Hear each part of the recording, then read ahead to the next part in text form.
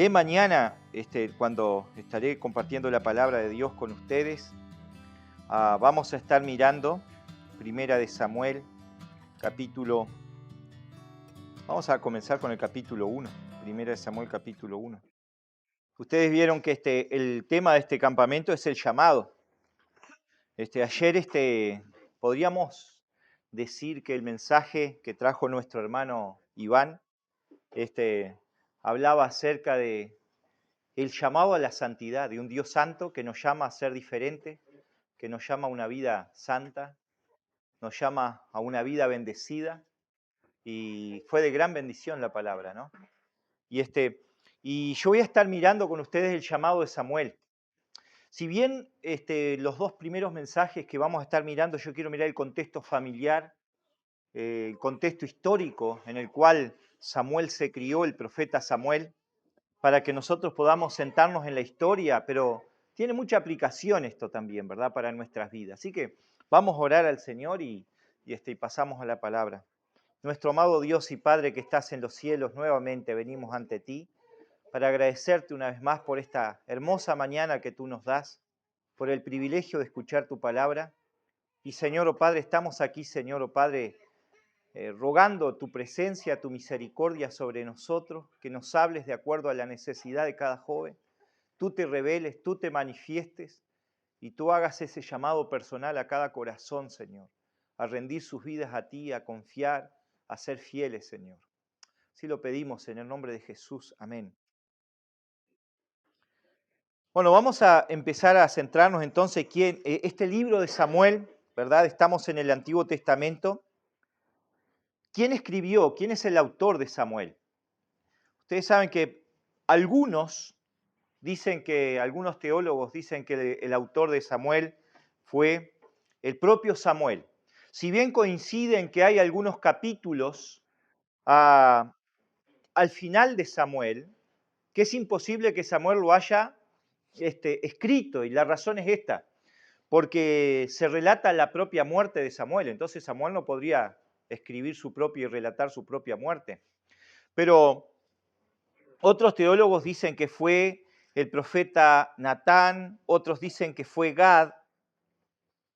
En fin, ¿qué es lo importante en cuanto al autor de la Escritura? ¿Qué es lo importante? Hermanos, nosotros podemos saber que toda la Escritura es inspirada por Dios, útil para enseñar, redarguir y corregir, instruir en justicia. Eso dice el Antiguo Testamento. Es el Nuevo Testamento, en 1 Timoteo capítulo 3, versículo 16, ¿no? ¿Qué está diciendo? Toda la palabra de Dios es inspirada por Dios. Y también la palabra de Dios nos hace una afirmación, que si bien estas cosas que nosotros vamos a estar mirando en el Antiguo Testamento, ¿verdad? Y uno puede pensar, bueno, ¿qué tiene que ver eso con mi vida? Si estamos hablando de personas que vivieron hace 3000 años. ¿Cómo eso puede de alguna manera afectar mi presente, o sea, esta generación? Y algunos piensan que la Biblia es un libro antiguo que pasado de moda, de historias viejas, de gente que vivió hace tantos años con otras culturas. Sin embargo, hermanos, la Biblia nos dice en el Nuevo Testamento, ¿verdad? Después de Cristo, y nos habla, por ejemplo, en Romanos capítulo 15, versículo 4, porque las cosas que se escribieron antes, ¿qué es lo que está diciendo el escritor en el Nuevo Testamento? Está haciendo una referencia al Antiguo Testamento. Está diciendo todo lo que se escribió antes en el Antiguo Testamento, ¿verdad? Dice, para nuestra enseñanza se escribieron a fin de que por la paciencia y la consolación de las Escrituras tengamos esperanza. Y esto nos enseña, jóvenes, que todo lo que la Biblia dice tiene un mensaje. Hay una enseñanza, hay una aplicación. Capaz que yo sé que aquellos que por primera vez comienzan a leer el Antiguo Testamento se encuentran cada historia y dicen, yo no puedo creer que esto esté en la Biblia, ¿verdad? Aquellos que primera vez empiezan a leer la Biblia, empiezan a estudiar esas historias del Antiguo Testamento de guerra, de muerte, de conspiración, ¿verdad? Cosas tremendas, a veces a nivel de pueblos, a veces a nivel de familia, de reyes que, ¿verdad? Aniquilaban la vida y la familia de otro rey. Bueno, sin embargo, todas esas cosas tienen una enseñanza para nosotros, ¿no? Es interesante que Samuel, del cual vamos a estar mirando hoy, este campamento, perdón, nace y crece en un tiempo donde había, vamos a decir así, un decaimiento tremendo espiritual. O sea, Samuel se crió y nació, o sea, en un tiempo que el pueblo de Dios se había apartado de Dios. Y eso lo dice, por ejemplo, el libro de Jueces, ¿no? Bien cerquita, Jueces capítulo 21, versículo 25. Jueces 21, versículo 25 dice, en estos días no había rey en Israel y cada uno hacía lo que bien le parecía. Así se crió el profeta Samuel. Y yo pensaba cuando leía esto, ¿verdad? Pienso que no hay mucha diferencia, no hay mucha diferencia a nuestros tiempos. Hoy vivimos en un mundo, jóvenes, ¿saben qué? Donde cada uno hace lo que quiere delante de Dios. No le importan las cosas de Dios. Donde cada uno vive su vida, ignora a Dios. Donde cada uno, ¿verdad? Crea su manera y vive el presente y vive para sí mismo. Vivimos en un mundo de maldad, de libertinaje, de pecado, de inmoralidad, donde uno puede ver cualquier tipo de exceso y es aplaudido por la sociedad. Dios, el Creador, mira este mundo y lo que ve es un mundo de gente rebelde ante Dios, rebelde ante Dios.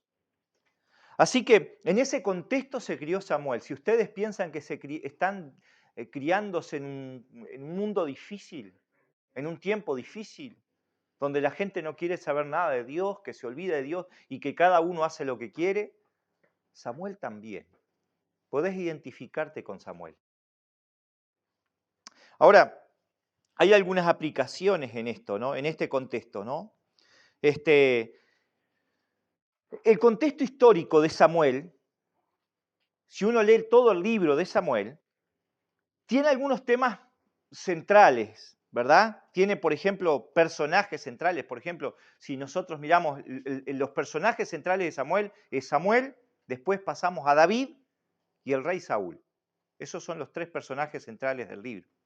El tema del libro es que hay una transición en el libro de Samuel. ¿Cuál es la transición? Cesan los jueces, ¿verdad? Y vamos a ver quién eran los jueces. Y comienzan los reyes en el pueblo de Israel. Es esa transición de los jueces, ¿verdad?, a los reyes. O sea, ¿quién eran los jueces, verdad? Los jueces eran, no eran reyes, eran caudillos, por así decirlo, ¿verdad? Donde Dios, a través de ellos, traía una liberación, traía muchas veces Israel, por su pecado, por su rebelión, caía en esclavitud, caía en manos de los enemigos. Dios levantaba un hombre y a través de ese hombre, ¿verdad? Eran, por supuesto, también militares, eran en estrategia, porque ellos tenían que ir a la guerra a pelear, y traía liberación para el pueblo de Israel. Esos eran los jueces, personas que Dios usaba para librarlos de los enemigos. Nosotros tenemos a Sansón, ¿recuerdan? Sansón, tenemos, ¿verdad? Samuel fue el último juez. Samuel, ¿verdad? Fue el último juez y vamos a estar mirando eso. Pero el pueblo de Israel llega un momento, dice que nosotros queremos reyes. Queremos reyes. Y queremos reyes como las otras naciones. Y eso está, por ejemplo, en 1 de Samuel capítulo 8, versículo 4. Y saben, acá la escritura nos dice, por ejemplo, cuál fue el verdadero motivo por el cual querían reyes. 1 de Samuel capítulo 8, versículo 4. Entonces todos los ancianos de Israel se juntaron y vinieron a Rama para ver a Samuel y le dijeron, he aquí tú has envejecido y tus hijos no andan en tus caminos, por tanto, constitúyenos ahora un rey para que nos juzgue como tienen todas las naciones. O sea, el pueblo de Israel quería rey. Y ustedes saben ¿qué era lo que ellos no querían? Lo que no querían, en otras palabras, era que Dios reinara sobre sus vidas. Querían el gobierno humano. Querían un gobierno humano. Ellos no querían que Dios fuera el rey. Ellos querían sacar a Dios del trono y poner al hombre. Y ese es el gran problema de la humanidad. Si nosotros lo traemos de eso, acá vemos un pueblo diciendo, no queremos que Dios reine más sobre nuestra vida, queremos reinar nosotros. Ahora, estamos viendo un pueblo, pero traído a individualmente, es el problema del hombre. Cada persona, ¿verdad? En este mundo ha nacido pecador. ¿Y qué es ser pecador? Es el rechazo del hombre a la autoridad de Dios. Es decirle, Señor, yo no quiero que gobiernes en mi vida, yo quiero hacer mi vida, quiero gobernar mi vida, quiero establecer mis propios parámetros, mis propias leyes, vivir a mi manera. No quiero rendir cuenta a nadie, no quiero someterme a nadie. Por eso hoy el eslogan de la juventud, ¿cuál es hoy? Viví tu vida, hacé la tuya. ¿No es esa? Disfrutá, hacé lo que te dé la gana, seguí tu corazón. Sé tú, ¿verdad?, el piloto de tu vida, de tu propio destino, y todas esas cosas, ¿verdad?, esas frases que suenan tan lindas, pero no es otra cosa más que un rechazo a Dios. Y acá nosotros tenemos un pueblo, ¿verdad?, que estaba rechazando. ¿Y qué le dijo Dios? Miren, 1 Samuel capítulo 8, versículo 7, y dijo Jehová a Samuel, oye la voz del pueblo en todo lo que te digan, porque no te han desechado a ti, sino a mí han desechado, para que no reine sobre ellos. ¿Vieron? ¿Qué le dijo Dios a Samuel? Dice, mirá Samuel, el problema, ¿sabes cuál es? El problema está en sus corazones. El problema no sos vos, Samuel, no es que vos te quedaste viejo, no es que... El problema es que ellos no quieren que yo reine sobre sus vidas. Ellos quieren un rey. Y jóvenes, pensando, ¿verdad?, eso a nuestra vida, la raíz de todos nuestros problemas, o de casi todos nuestros problemas, ¿saben cuál es? El rechazo a la autoridad de Dios en nuestras propias vidas. La mayor parte de nuestros fracasos, jóvenes, ¿saben por qué vienen? Y nuestras angustias y nuestras aflicciones en nuestra vida, si miramos nuestro pasado, por las cosas que hemos pasado y nos han dolido, la mayoría vienen, ¿saben por qué? Porque nosotros hemos hecho las cosas a nuestra propia manera. Hemos hecho las cosas lejos de Dios, fuera de la voluntad de Dios. Y ahí está la exhortación de Proverbios capítulo 3, versículo 5, cuando dice Salomón, no seas sabio en tu propia opinión. Teme a Jehová y apártate del mal. Reconócelo en todos tus caminos y Él va a enderezar tus veredas. O sea, como está diciendo, sometete a la autoridad de Dios. Reconocer su voluntad es lo mejor para tu vida. La voluntad de Dios no es para tu mal. Los mandamientos de Dios no son para nuestro mal, son para nuestro bien. Y como decía justamente Iván ayer, ¿verdad? Hay bendición en responder el llamado de Dios. Hay bendición. Entonces, quizás yo pienso, no sé en qué situación ha llegado este campamento, joven. No sé cómo llegaste. Quizás algunos de ustedes, ¿verdad?, han llegado enojados con Dios por las cosas que han tenido que pasar o que están pasando en su familia, quizás por sufrimientos. Algunos han llegado quizás a este campamento, bueno, ignorando quién es Dios, no conocen a Dios y sencillamente todavía no tienen a Cristo. Estás viviendo tu vida lejos de Dios, sin conocerlo. Quizás otros han llegado a este campamento, ¿verdad?, conociendo quién es Dios. Y eres un creyente, una hija, un hijo de Dios, pero te has alejado del Señor. Y tu comunión con Dios se ha roto y no sé en qué situación, pero qué bueno es que tú en el campamento reflexiones, recapacites y vuelvas a buscar a Dios. Entregues tu vida al Señor si tú todavía no lo tienes. Y le digas a Cristo, basta, ya no quiero hacer mi propia voluntad. No quiero seguir tomando mis decisiones y siendo el piloto de mi vida. Quiero que de aquí en adelante tú dirijas mi vida. Y eso fue mi conversión, jóvenes, ¿sabían? Yo nací en un hogar cristiano, nací en este campamento, viniendo a los campamentos de niños, yendo a la iglesia, yo no era salvo. yo hacía mi vida. Escuchaba la palabra de Dios, me emocionaba, a veces aceptaba a Cristo, pero mi vida reflejaba otra cosa. Hasta que a los 17 años yo le dije, basta, ya no quiero más, no quiero más. Te entrego mi vida, Señor, quiero que tú me guíes, quiero que tú tomes control. Y me sometí a Dios. Y ahí fue cuando por primera vez vino un cambio. Entonces, jóvenes, ese es el contexto de Samuel. Es interesante que nosotros, así como vemos, ¿verdad? Que Samuel, vamos a mirar que Samuel fue fiel a Dios en tiempos difíciles. Samuel fue fiel a Dios en tiempos difíciles. ¿Recuerdan que decía Jueces 21, versículo 25? Que en ese tiempo cada uno hacía lo que quería. Y quizás ustedes van ahora, después que terminen las vacaciones, y van a estar en un salón de clase donde el 99% de tus compañeros de clase hacen, dicen, creen lo que quieren. Y sos el único creyente. Y vive en una sociedad donde todo el mundo hace y dice todo lo contrario a Dios. Y se ríen de Dios. Y niegan a Dios. Y no se avergüenzan de pecar, es más, se sienten orgullosos del pecado.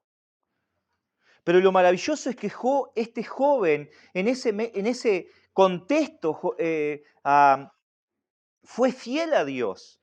Y lo digo esto y quiero recalcarlo porque a través de mi ministerio algunos jóvenes me han dicho esto y lo ponen como excusa y como argumento y me dicen, lo que pasa es que es muy difícil ser fiel a Dios en este mundo.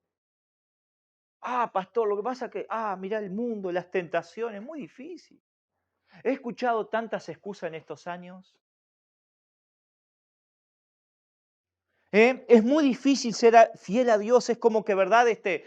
Uno es imposible y algunos creen eso y quizás es la mentira que tu propio corazón te está diciendo o que el diablo te está diciendo y vos te la estás creyendo.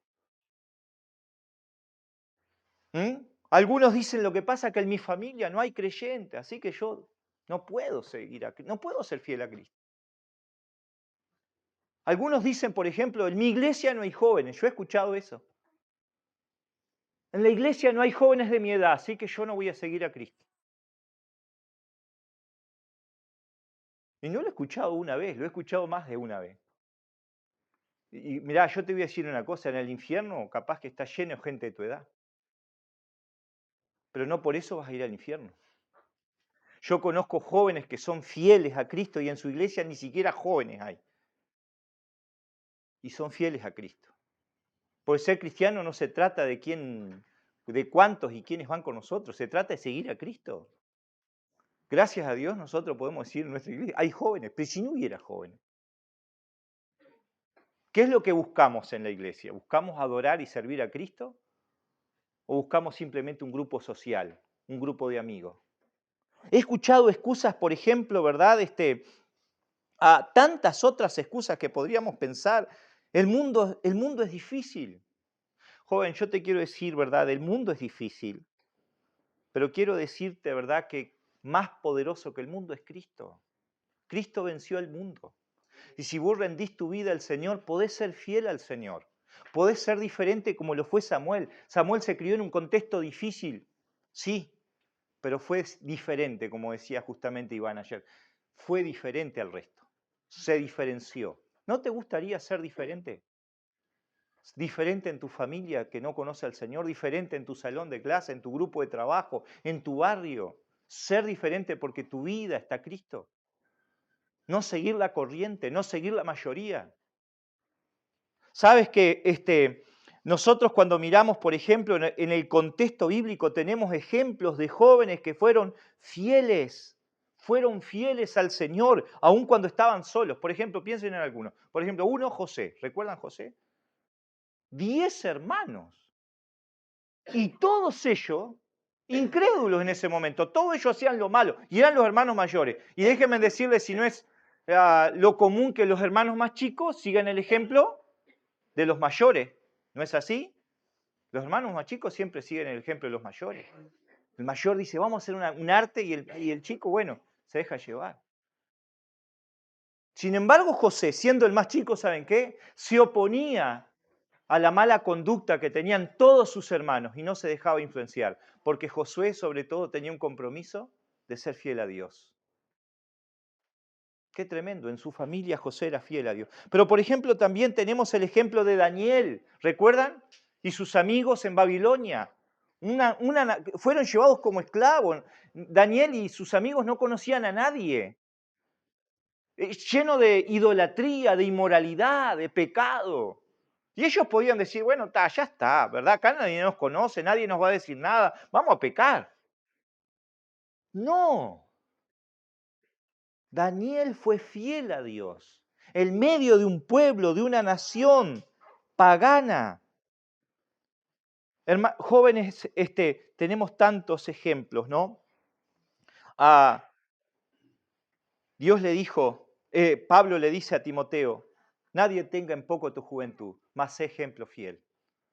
No importa que seas joven, no importa en qué medio vivas, pero vos podés ser fiel al Señor. Yo conozco jóvenes, y aún en nuestra iglesia, que sus familias no son creyentes, y ellos entregaron su vida a Cristo y hasta el día de hoy son fieles, porque su compromiso con Cristo fue mayor. Y conozco jóvenes, ¿verdad?, en muchas iglesias. Miren, conozco jóvenes en iglesia que no hay jóvenes y están ellos solos y siguen a Cristo con fidelidad. Ni siquiera a veces ni reunión de jóvenes tienen. Así que imagínense. Pero ellos siguen a Cristo y son fieles al Señor. ¿Saben cuál es el problema de las excusas? Cuando empiezan, no, pastor, pero lo que pasa que sí, que no, que... No te engañes, el problema es tu propio corazón. Cuando sencillamente nosotros tenemos un corazón no arrepentido, que no quiere hacer la voluntad de Dios y que de alguna forma queremos poner argumentos para no obedecer al Señor. Ahora, ese es el contexto histórico de Samuel. Vamos a mirar, por ejemplo, la familia de Samuel y vamos a mirar el padre de Samuel.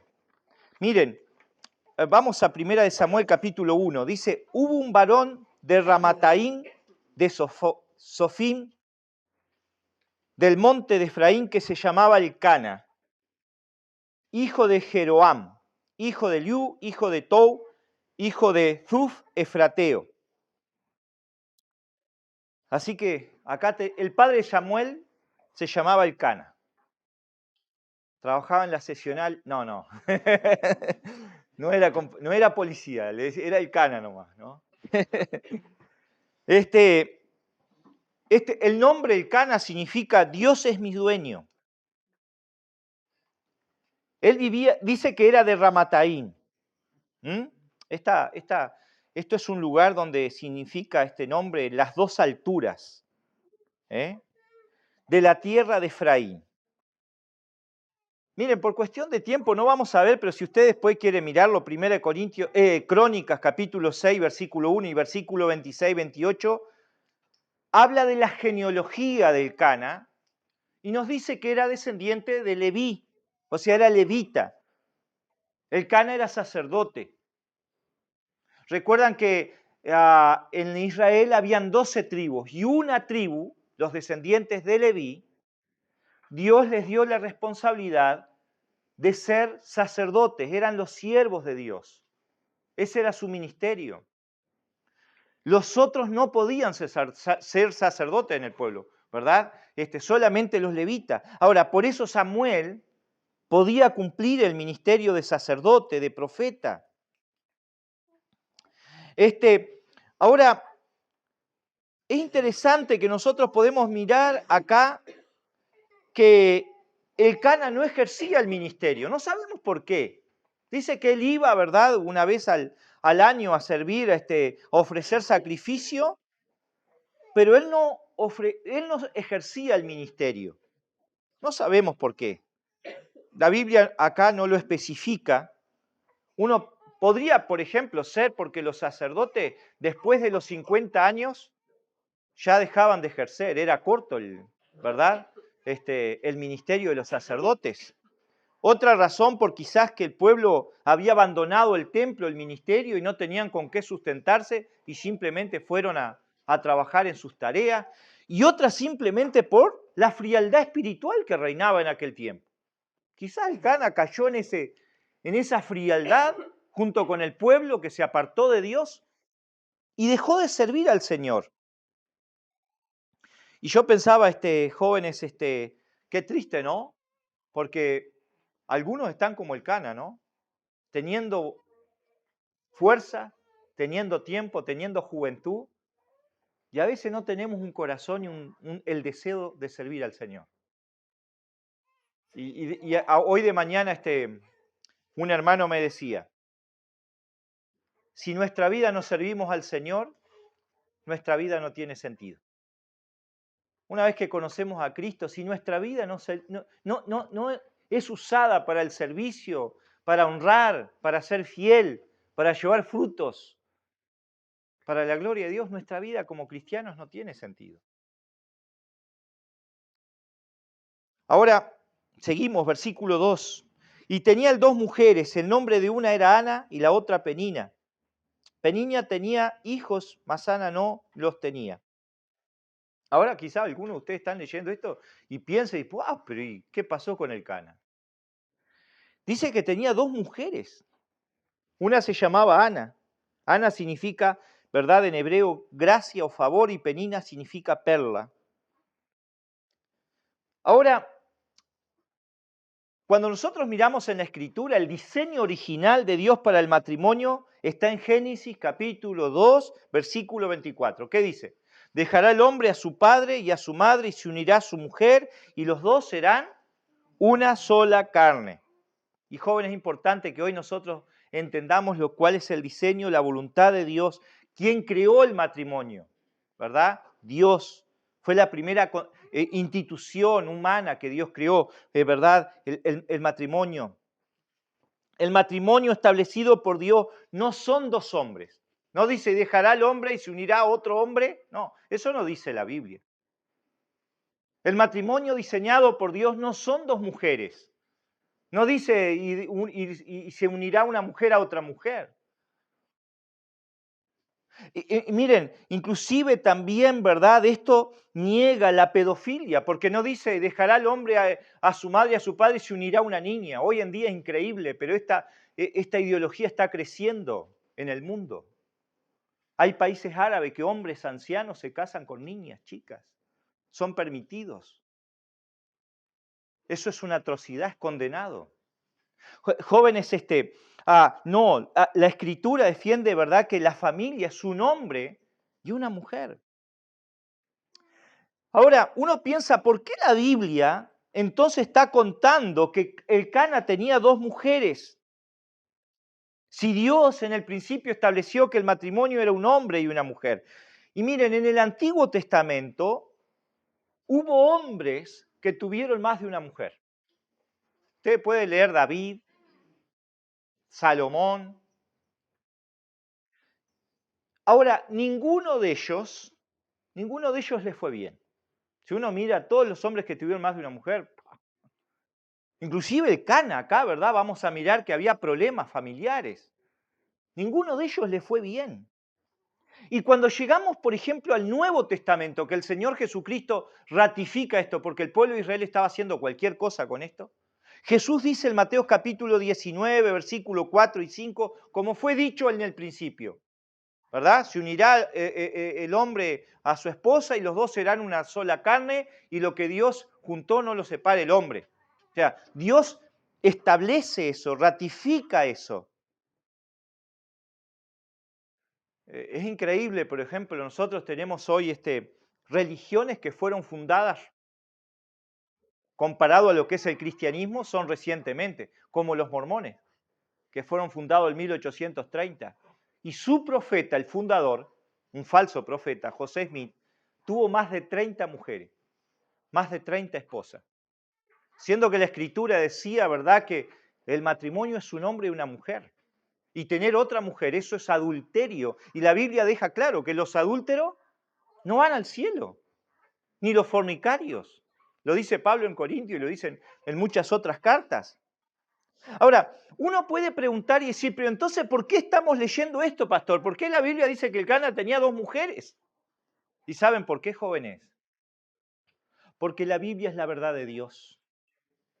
Y cuando la Biblia te habla, por ejemplo, si fuera a hablar de Roberto, ¿puedo usarlo, hermano, como ejemplo? ¿Saben qué? Si Roberto hubiese sido uno de los hombres del Antiguo Testamento, no iba a decir, ay, Roberto solamente era un hombre buenísimo. No, la Biblia iba a hablar de las virtudes, iba a hablar de los errores. Así, o si hubiese hablado de mí, me hubiese revelado todo lo mal que hice. Porque la Biblia es la verdad de Dios. Entonces lo está diciendo no como para apoyarlo o aprobarlo, sino porque fue lo que sucedió. A veces hay libros, historias, ¿verdad? Que nosotros estudiamos, ¿verdad? Y hablan solo lo bueno de un personaje, ¿no? Solo lo bueno, porque son escritos por hombres. Pero cuando la Biblia habla de David, un hombre conforme al corazón de Dios, pero después cuando empieza a hablar del pecado, y uno dice, ¡pum! ¿Por qué? Porque la Biblia es verdad. Y cuenta, verdad, todas las cosas, ¿no? Así que yo lo que quiero ver con ustedes, por ejemplo, que Elcana como padre no fue un buen ejemplo como padre. Había problemas, debido a su desobediencia. Miren lo que dice, por ejemplo, versículo 6. Porque claro, tenía Ana, era estéril, no podía tener hijos. Y la otra esposa de Elcana, Penina, tenía hijos. Y dice el versículo 6, su rival la irritaba, enojándola y entristeciéndola porque Jehová no le había concedido tener hijos. ¿Qué pasaba en el contexto familiar? Había problemas, había sufrimiento. No eran felices, no era una familia modelo, que vos decís, qué familia, ¿no? Qué bien, no. Y el culpable era Elcana. El culpable era Elcana. Yo le digo acá, gracias a Dios, ¿verdad? Hay matrimonios jóvenes, aquellos que un día van a formar su familia. Recuerda, joven, hermano, que Dios te ha dado la responsabilidad de ser el líder de tu casa. Y no el líder para tener a tu esposa bajo la pata y que sea tu sirvienta. Con mi esposa somos uno. Y el consejo que ella me da, ¿verdad? Es tan valioso como el mío. Pero Dios me ha dado la responsabilidad, ¿saben de qué? De que mi familia, mi casa, mi hogar, mis hijos busquen a Dios. Busquemos a Dios porque ese es el bien mayor. Dios me ha dado la responsabilidad de guiar mi esposa, de guiar mis hijos. De que si yo veo que nos empezamos a enfriar y empezamos a alejarnos de Dios, tengo que decir, no, para. Si veo que hay algo que está entrando a mi casa y hay peligro. Bueno, Elcana como eso fue un desastre. Y por culpa de su pecado en su familia, en su contexto, había pleito, había sufrimiento. Y yo pienso, jóvenes, a nuestro pecado, la infidelidad de un padre puede traer sufrimiento a una familia. La infidelidad de una madre puede traer sufrimiento a los hijos. Y ese es el mundo que vivimos y lo vemos todos los días. Pero también la infidelidad de los hijos puede traer sufrimiento a la vida de los padres. Y si somos honestos, ¿cuántos de los que estamos acá no les dimos lágrimas a nuestros padres? Y quizás algunos de ustedes llegan a este campamento dándole dolor de cabeza, sufrimiento y lágrima en el corazón a los padres de ustedes. Yo conozco padres, miren que lo que sufren es terrible, es horrible. Y conozco padres cristianos que sus hijos no son creyentes y están en las adicciones controlados por la droga. Y la droga es algo tan terrible, joven, tan terrible. Yo conozco, miren, saben que hay jóvenes que la droga son como entes vivientes, ¿verdad? Que ya perdieron toda expectativa de vida, ya no razonan, ya no tienen meta, ya no tienen propósito. Lo único que les importa es drogarse. No tienen valores, no les importa la familia, no tienen futuro, porque la droga los consumió. Son como muertos en vida. Y veo padres que están sufriendo todos los días por un hijo así. ¡Qué horrible! Hay que estar en los pantalones de un padre por el pecado de los hijos, pero también a veces el pecado de los padres afecta. Y jóvenes, yo quiero decir, a, a veces nosotros en nuestra vida, en nuestra familia, quizás algunos de ustedes, yo pasé por esto, mi familia pasó por esto. ¿Por qué? ¿Por qué? Y nos preguntamos, ¿por qué? ¿Por qué? Y a veces lo primero que se nos viene, ¿saben qué es? Echarle la culpa a Dios.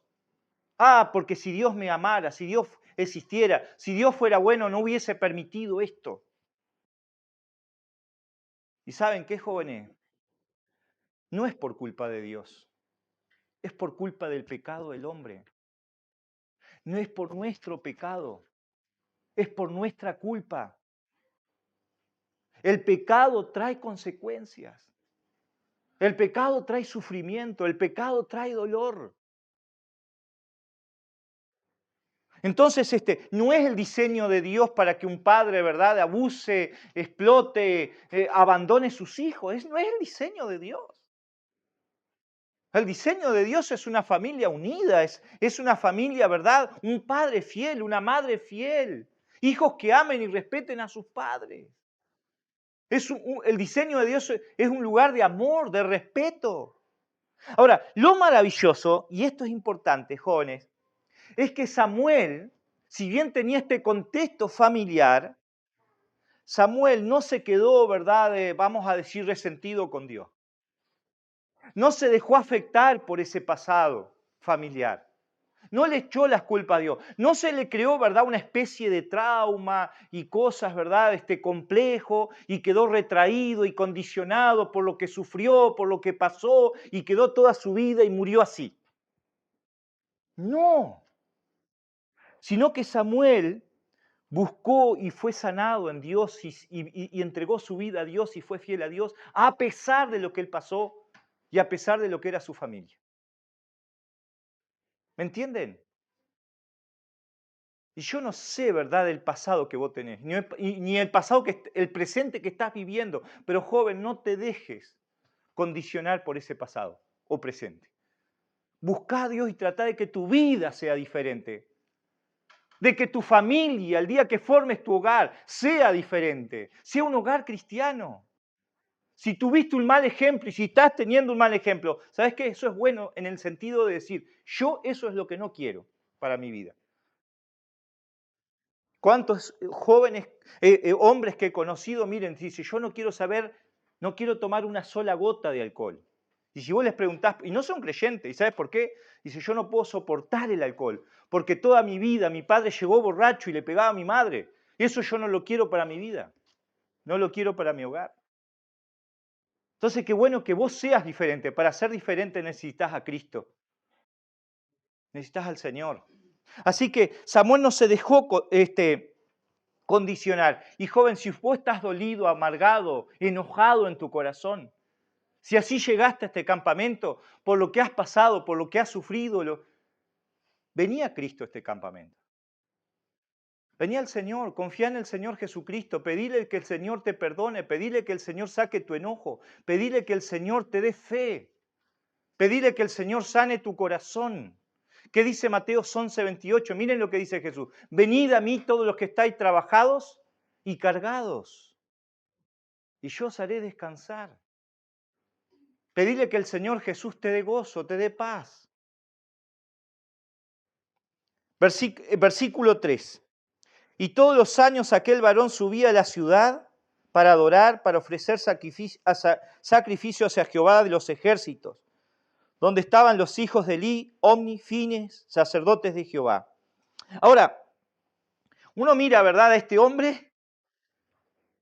Por un lado tenía 2 esposas, pero era muy fiel en ir a la iglesia. ¿Saben que en el mundo hay tanta gente así? Entre semana hace y vive y hace lo que quiere, pero el domingo están en la iglesia. ¿Ustedes sabían que Al Capone era católico y era fiel a la misa? En Navidad se disfrazaba de Papá Noel y hacía regalo a los niños. Pero entre semana agarraba una metralleta y salía a matar gente. Era el jefe de la mafia. Pero era muy católico. Era muy creyente. Era muy devoto. Ahora, estamos hablando de un caso extremo, pero ¿y cuántos de nosotros quizás nos congregamos y vamos a la iglesia, pero estamos viviendo vidas totalmente lejos de Dios y lejos de la palabra. Una vez escuchaba el testimonio de un pastor que fue a la casa de los padres de una muchacha que iba a su iglesia para felicitarlos. Y el pastor dice, bueno, mire, yo quiero decirle, vine acá, los padres no eran creyentes, obvio, ¿verdad? Iba solamente la hija. Dice, yo quiero venir a felicitarlos por la hija que tienen, porque su hija, desde que entra a la iglesia, es atenta, es respetuosa, es dispuesta, está sirviendo, está ayudando, está colaborando. Dice, le felicito por la hija que tienen. Y la madre y el padre empezaron a decir, pero esa no es mi hija, usted se equivocó de casa. Dice, no sé de quién está hablando. Dice, no conocemos a esa persona, porque la hija que nosotros tenemos nos grita, nos insulta, nos falta el respeto. Si le pedimos que haga un mandado o cualquier cosa, se enoja, no nos hace caso. Y el pastor se le caía la cara de vergüenza. ¿Por qué? Porque esa muchacha en la iglesia era una cosa y en la casa era todo lo contrario. Ahora el Cana era muy religioso. Y joven, vos podés vivir en la iglesia, nacer en la iglesia, congregarte en la iglesia, podés morir en la iglesia, podés casarte en la iglesia. Pero si tu vida no tiene un cambio y si no vivís de acuerdo a lo que crees, de nada te sirve. Y estás condenado.